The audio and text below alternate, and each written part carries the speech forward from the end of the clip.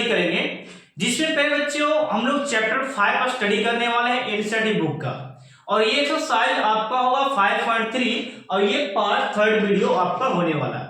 बच्चों मैंने पिछले वीडियो में बताया था कि जो प्रश्न ये वाला हो रहा है ये इस एक्सरसाइज का ये इंपोर्टेंट है, यानी कि VVI है। ये भी प्रश्न कई बार पूछा जा चुका है, ये एनसीईआरटी का है। आप लोग अनुमान लगा सकते हैं कि ये प्रश्न देखने में छोटा लग रहा है, लेकिन इसमें बहुत सारी बातें यहाँ पे छिपा हुआ है।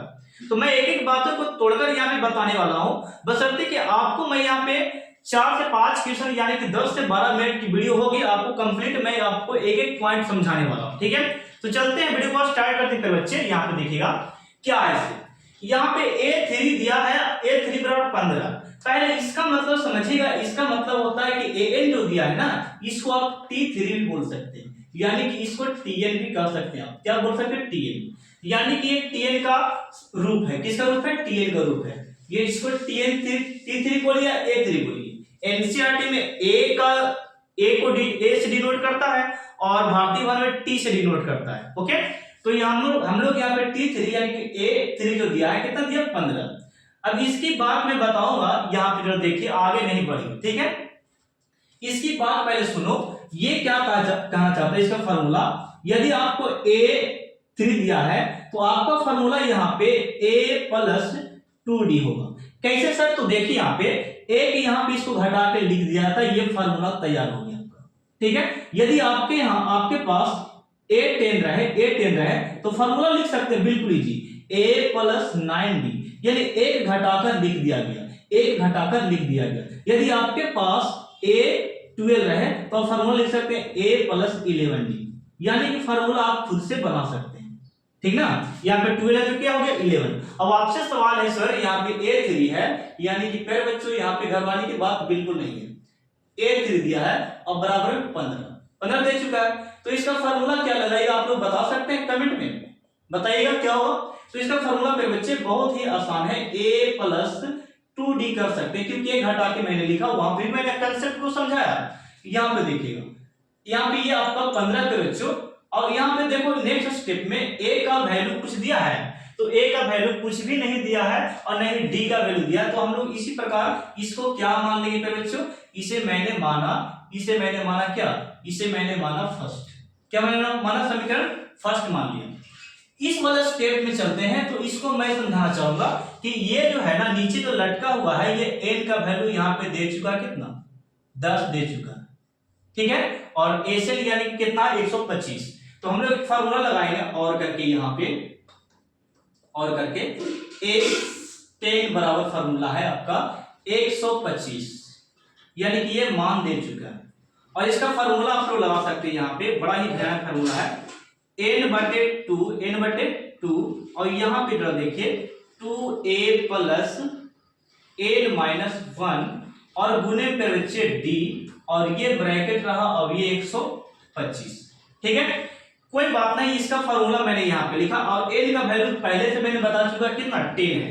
तो यहाँ बैठाते चलिए 10 और बट्टे में 2 और ये ब्रैकेट 2A और प्लस में यहाँ पे प्यारे बच्चों क्या करना है? n का वैल्यू कितना दे चुका है? 10। n का वैल्यू कितना? 10। तो यहाँ पे 10 - 1 कर दीजिए और गुने पे प्यारे बच्चों D है। क्या है? D। और बराबर में 100 कितना? 25। इसको काट सकते हैं 5 बार में। कितना बार में? 5 बार में। ये 5 बार में यहाँ भी उड़ा सकते हैं आप। कितना बार में? 25 से 25 बार में कट गया, यहाँ से यहाँ 25 से काट दिया। ठीक है, बचा क्या पे बच्चे? यहाँ पे बचा आपका वो जरा देखिए, तो बच चुका है आपका यहाँ पे 2A प्लस में 9 में से 1 गया, सॉरी 10 में से 1 गया, तो यहाँ पे 9D बच गया। 9D बराबर में यहाँ पे 25 बच चुका है, यानी कि ब्रैकेट को यहाँ पे हटाएं तो यहाँ पे 2A मेरा दिख रहा है और 9D है, और बराबर में कितना है? 25। इसको समीकरण क्या मान ली? सेकंड। कोई दिक्कत है? रुकिए, थोड़ा सा इरेज कर रहा हूं मैं उसे। ठीक है, इसको मैं हटाता हूं। अब प्यारे बच्चे आप लोग द्विघात समीकरण पढ़े होंगे या दो चरम रैखिक समीकरण पढ़े होंगे, उसमें दो समीकरण आता है, xy प्लस किस कोई मान दिया रहता है और xy प्लस, यहाँ पे x और y के रूप में a और d दिया है, तो हम लोग को a और d निकालना है, तभी जाकर हम लोग A10 को निकाल सकते हैं। तो कुछ नहीं करना आपको, ये जरा देख लीजिए, थोड़ा सा मैं ये बता दूं, हम लोग तिरछा तिरछी लुप्तीकरण गुना कर लेते हैं। ठीक है, मान लेते हैं हम इसको बराबर करना चाहते हैं, ए को काटना चाहते हैं, तो ये 2 जो है यहां पे गुना हो जाएगा 2 यहां से, और यहां पे इसके पास 1 जो है ये इसको से गुना हो जाएगा। ये लुप्तीकरण का नियम है। लिखेंगे यहां पे समीकरण फर्स्ट गुने, फर्स्ट में क्या गुना हुआ है 2 एवं सेकंड में गुना हुआ है 1, सेकंड में गुना क्या हो गया 1, यानी कि गुना कर दिए 2 में a से कीजिएगा, 2 में a से, यानी कि यहां पे आ गया 2a प्लस और 2 दूनी कितना 4d, 4d और बराबर में 15 दूनी कितना होता है 30, 15 दूनी है केवल कितना हो गया 30। चलिए ये 2 से गुना इसमें हो गया और यहां गुना 1 से हुआ है, ठीक है। तो यहाँ पे 1 में 2 से गुना कीजिएगा तो ये हो जाएगा 2a प्लस 9 एकम 9, ये 9d और बराबर में ये 25 एकम 25। थोड़ा सा मैं फिर से इसको समझाना चाहूंगा ये बात गुना कैसे हो रहा है, ठीक है। देखिएगा मैंने समीकरण फर्स्ट इसको माना, ओके, समीकरण फर्स्ट इसको माना, ये समीकरण सेकंड हो गया। तो मैं चाहता हूं फिर बच्चे लुप्तीकरण दो चर के समीकरण का है, उसमें बताया गया नियम जो है कि आप किसी चाहे a को बराबर करो, ये x के रूप वाला को चाहे बराबर करो, चाहे d को बराबर करो, और जिसको बराबर करते हैं उसी को गुना करते हैं तिरछा तिरछी। यानी कि मैं इसको बराबर करना चाहता हूं a वाले को, तो आप 2 यहां से गुना कीजिएगा समीकरण फर्स्ट में, और इसके पास 1 छिपा है तो 1 यहां से गुना हो गया। ये लुप्तीकरण का नियम है, ठीक ना। तो आप गुना होकर देखिए ये वाला यहां पे लिखा गया और ये वाला टोटल गुना होकर ये वाला यहां पे लिखा गया, ओके। चलिए अब यहाँ पे सबट्रैक्ट लिखेंगे, माइनस यहाँ पे करेंगे, ये प्लस में है तो यहाँ पे क्या होगा माइनस में, ये प्लस है तो क्या हो गया माइनस में, ये प्लस यहाँ पे क्या हो गया माइनस में, चिन्ह चेंज हो गया, ये 2a से 2a कट गया माइनस प्लस, यहाँ पे 9 में से 4 जाएगा तो ये -5d बचेगा, और यहाँ पे देखिए तो बच्चे 30 में से 25 गया तो यहाँ पे कितना बचेगा 5 बचेगा, कितना बचेगा ये आपका 5 बचेगा, यहाँ पे मैंने लिखा 5, ओके। यहाँ पे 5 से 5 कट गया यानी कि d का वैल्यू यहाँ पे 5 एकम 5 -1 आएगा, ये वाला माइनस इसके पास चला गया, d का वैल्यू -1 निकल गया, ठीक है। और जब d का वैल्यू -1 निकल गया, यही वाला मान को समीकरण फर्स्ट में रखो चाहे समीकरण सेकंड में, तो a का वैल्यू निकलेगा। तो लिखेंगे समीकरण फर्स्ट में d का मान रखने पर, ठीक है। तो यहां पे समीकरण फर्स्ट आपका कौन होगा ये वाला है, तो लिखेगा a प्लस 2d बराबर 15, 2d बराबर 15, यानी कि a का वैल्यू a हो गया, 2 का 2 हो गया, और d का वैल्यू पर बच्चे -1 है तो यहाँ पे -1 इंटू में कितना, इंटू में आपका यहाँ पे है 15। अब यहाँ पे जरा देख सकते हैं कि a का a और ये 1 यहाँ पे गुना 2 से होगा तो ये प्लस माइनस पर बच्चे माइनस होता है 2, और यहाँ पे 15 का 15, यानी कि a का वैल्यू हो गया 15, इसी प्रकार रहेगा, ये माइनस है तो यहाँ पे आप क्या हो, सॉरी ये माइनस यहाँ पे आप क्या हो गया प्लस, ठीक है। तो a का वैल्यू यहाँ पे हो गया 17, a का वैल्यू कितना हो गया 17, और d का वैल्यू कितना हो गया -1 है। तो अब आपको निकालने के लिए जब a और d का मान पता हो तो आप a 10 निकाल सकते हैं, यानी कि a 10 आप बिल्कुल इजी से निकाल सकते हैं। तो इसका फॉर्मूला होता है a plus 9d, a plus 9d, एक घटाकर मैंने लिख दिया, जैसे कि यहाँ पे फॉर्मूला आपको लिखे हैं a 3 है तो यहाँ पे 2d हो गया, और a 10 है तो यहाँ पे 9d हो गया। बैठाइएगा मान को, a का वैल्यू कितना निकाले आप, a का वैल्यू 17 है तो यहाँ पे 17 बैठा दें, प्लस के प्लस 9 के 9, और d का वैल्यू -1 है तो यहाँ पे आप -1 दे सकते हैं। 17 का 17 और यहाँ पे गुना कीजिएगा तो -9 हो गया मेरे बच्चे, और यहाँ पे 8, ये हो गया आपका आंसर, ठीक है। तो ये a10 का मान निकल गया, इसे आप स्क्रीनशॉट लो, मैं आपको प्रश्न नंबर 3 का 5 कराता हूं, ठीक है। तो ये प्रश्न आपका इंपोर्टेंट था, VVI था, हल्के मत लीजिएगा, ठीक है। इसे स्क्रीनशॉट लेकर इसको प्रैक्टिस 5 में करने वाले हैं, 3 का 5। देखिए मेरे बच्चों सबसे पहले हम क्वेश्चन को समझना स्टार्ट करते हैं, ये है क्या। तो यहाँ पे दिया है d का वैल्यू जो दिया है 5 दिया है, यानी कि बच्चे यहाँ पे सर्वांतर दिया है कितना 5 दिया है, और यहाँ पे एस की बात करते हैं, S9 की बात करते हैं 75, और यहाँ पे a और हमको निकालना A9, तो ये तभी निकलेगा जब हम लोग इसके फॉर्मूले के अकॉर्डिंग हम लोग इसको सॉल्व करना स्टार्ट कर देंगे। यानी कि मैं यहाँ पे बता दूं आपको एक बात कि यहाँ पे ये जो लटका हुआ है नीचे ना, ये n का वैल्यू 9 है, n का वैल्यू कितना 9। क्यों सर? क्योंकि एसएन होता है, एसएन का रूप है ये, एसएन का प्यारे बच्चे ये एस एन का रूप है, यानी कि एन जो नीचे लटका हुआ एन का मान है, एन का मान कितना 9 और ये एसएन का वैल्यू कितना होगा, एसएन का वैल्यू 75 दे चुका है।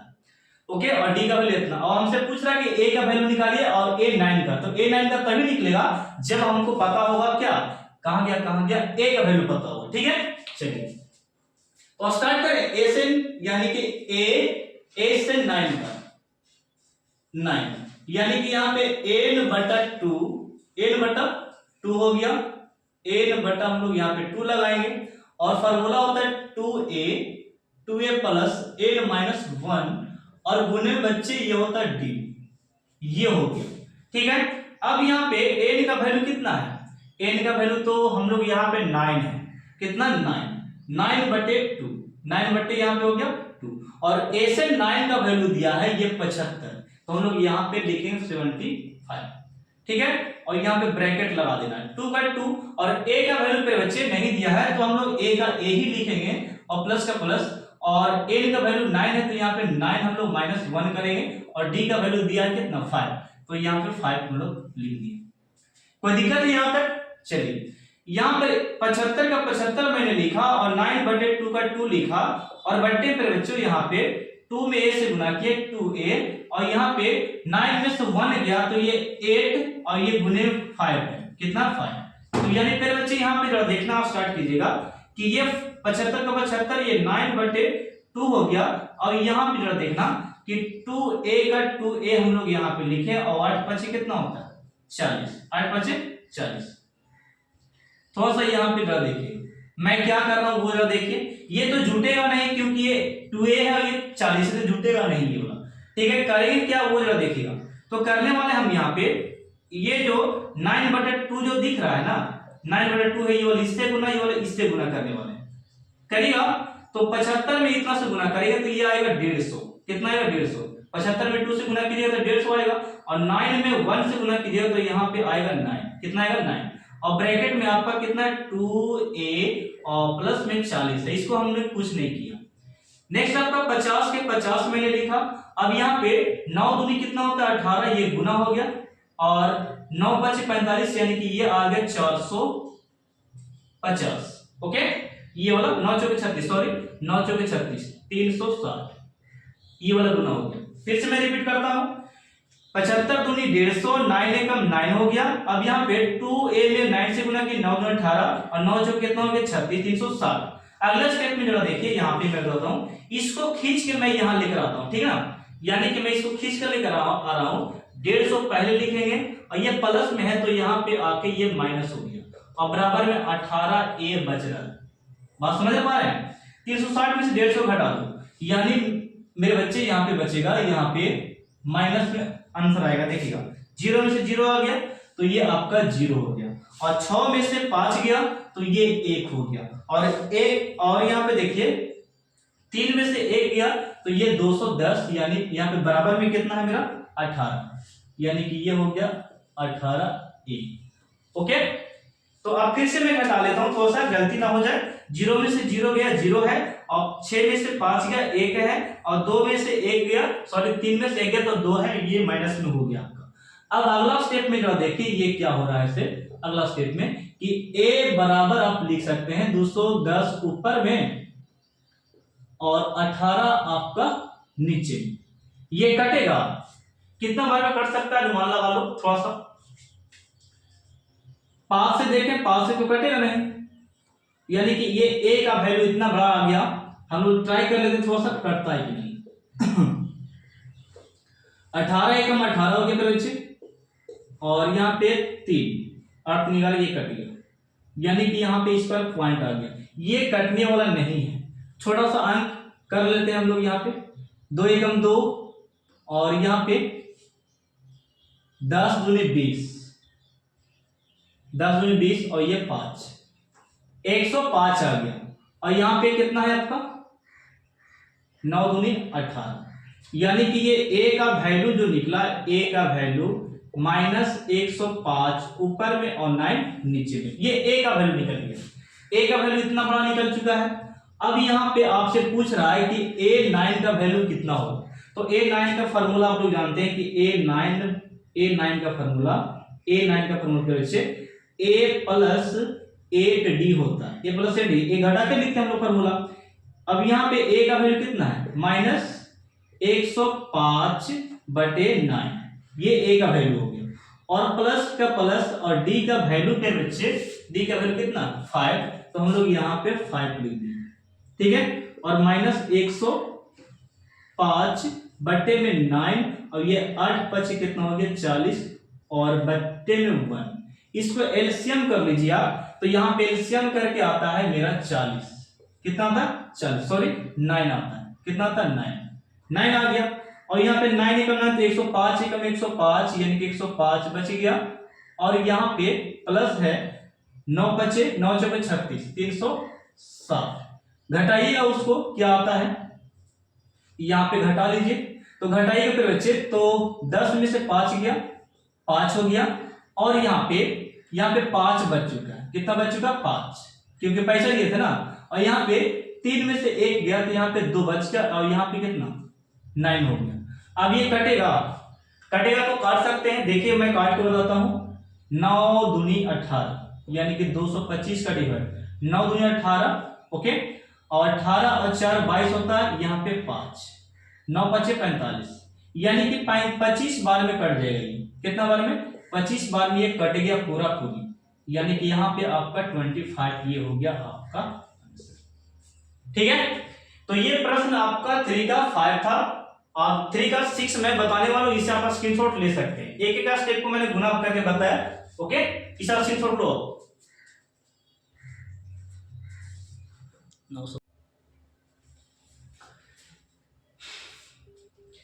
फिर बच्चे अब हम लोग 3 का 6 प्रश्न नंबर करने वाले हैं, देखिएगा।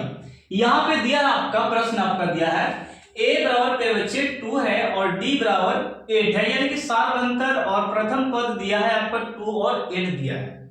यहाँ पे एसएन का वैल्यू की बात करें तो एसएन का वैल्यू आपको दिया है 90, और निकालने के लिए बोला जा रहा है एन का वैल्यू निकालने के लिए बोला जा रहा है, और एन का ज्ञात करने के लिए बोला जा रहा है। तो सबसे पहले हम लोग एसएन का फॉर्मूला लगा के एन का वैल्यू हम लोग निकाल सकते हैं, और जब एन का वैल्यू पता हो जाए तो हम लोग यहाँ पे क्या निकाल सकते हैं कि इसको एन का वैल्यू निकाल सकते हैं। तो हम लोग इसी के लिए हम लोग थोड़ा सा काम करते हैं। तो एसएन का फॉर्मूला हम लोग यहाँ पे लिखेंगे। एसएन का फॉर्मूला होता है आपका एसएन बराबर, यहाँ पे सबसे पहले 90 डिग्री यहाँ पे देते हैं, एसएन बराबर, ठीक है, जो दिया है वो हम लोग कर देते हैं। एसएन का वैल्यू 90 लिख दिए, और एसएन का फॉर्मूला पे बच्चे यहाँ पे एसएन का फॉर्मूला होता है n/2, क्या होता है n/2 होता है, और ये ब्रैकेट 2a और प्लस में n-1 और गुने में d, और ये ब्रैकेट और बराबर में 90 दिया, ठीक है, 90 डिग्री 90 दिया। अब अगला स्टेप पे क्या करेंगे वो तो देखिए। यहाँ पे n का वैल्यू तो कुछ नहीं है, n/2 आप लिख सकते हैं, और यहाँ पे ब्रैकेट लगाइए 2 का 2, a का वैल्यू 2 है तो 2 यहाँ पे बैठा सकते हैं, प्लस का प्लस, और यहाँ पे बच्चे n-1, और d का वैल्यू कितना है 8 है, d का वैल्यू 8, और ये हो गया 90 इस प्रकार, ठीक ना। तो अब यहां से क्या कर सकते हैं, n/2 हो गया। अब यहाँ पे ब्रैकेट में देखिए क्या है, ये 2 दूनी कितना लिख सकते हैं 4। प्यारे बच्चों मैंने यहाँ पे लिखा 2 दूनी 4, और ये n देखिए यहाँ पे क्या होगा, ये तो 2 दूनी 4 हो गया।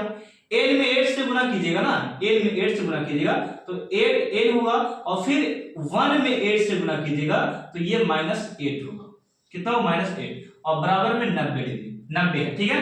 नेक्स्ट स्टेप में आप n/2 लेकर चलिए, और यहाँ पे ब्रैकेट लगाइए, और यहाँ पे ये वाला इसको से घटा सकते हैं, यानी कि ये वाला अंक से घटाएंगे, अक्षर वाला से नहीं घटाना, ठीक है।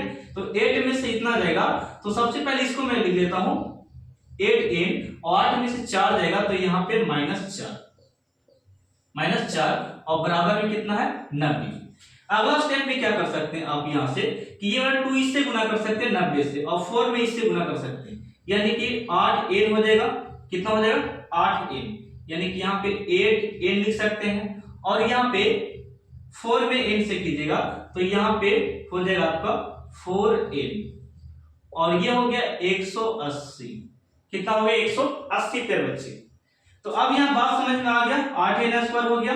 अब यहाँ पे अगला स्टेप में जरा देखिए क्या है से कि ये जो है ये प्लस में है तो यहाँ पे आपके माइनस होगा, यानी कि अगले स्टेप में आप 8n² माइनस 4n और माइनस 180 बराबर में 0। ठीक है, तो अब यहां पे नेक्स्ट स्टेप में 4n